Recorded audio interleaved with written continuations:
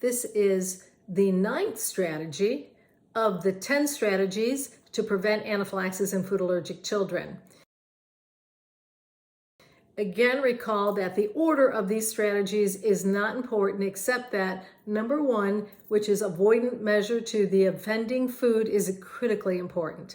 So the 9th strategy is what we used to refer to as a food allergy plan, and that got changed recently. So FAIR is the Food Allergy Research and Education Organization, and they came up with this really excellent form that can be shared with anybody who is overseeing or taking care of your child. And you can see that there is on this particular form, so here's a copy of the form. It has a place for the name of your student, the date of birth, and then what they're allergic to. It also has an area to check off if your student has asthma, because we know unfortunately that children who have asthma and food allergy can have a more severe reaction of anaphylaxis.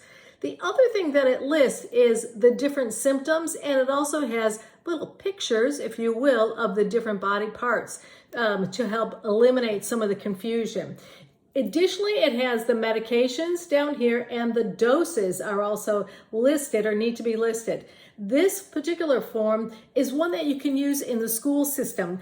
Anytime a nurse is giving out a medication, she or he has to have written instructions, and they have to be signed by a medical provider and the parent to be able to administer those medicines. And this form will fulfill that requirement. So you can see that. The other cool thing about this form, as I flip it over, is that it also has how to use many of the different, in fact, the most commonly used epinephrine devices. So it shows you how to use the EpiPen, AviQ, Simjepi, the other generic forms of auto-injectable epinephrine. It also has emergency contact information and then other emergency contacts.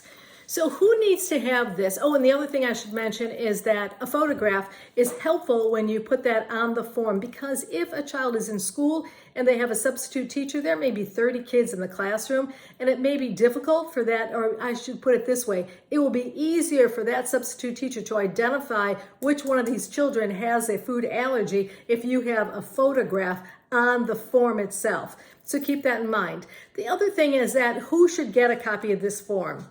Anybody who is a caregiver for your child. Again, coaches, place of worship, nurse, daycare, the nursery at church, the school, of course. The nurses need to have it at school, as well as the teacher, the principal. So all of those places would be helpful having something like this. In addition, if you have a babysitter that comes over, I frequently recommend that you put this on the refrigerator, because it will trigger your memory if it's a new babysitter in particular, so you can show them that your child has a food allergy and show them how to use that epinephrine auto-injectable device. And that's a great time to do that. The other thing that I should mention is grandparents, friends, family, if you want to give them a copy of it, it's perfectly acceptable. The more people that know, it raises awareness, but also it helps protect your child. And that honestly is the most important thing, is we don't want your child to have an anaphylactic reaction, but if they do, we want to be sure that everything is in place to ensure their ability to get through that reaction.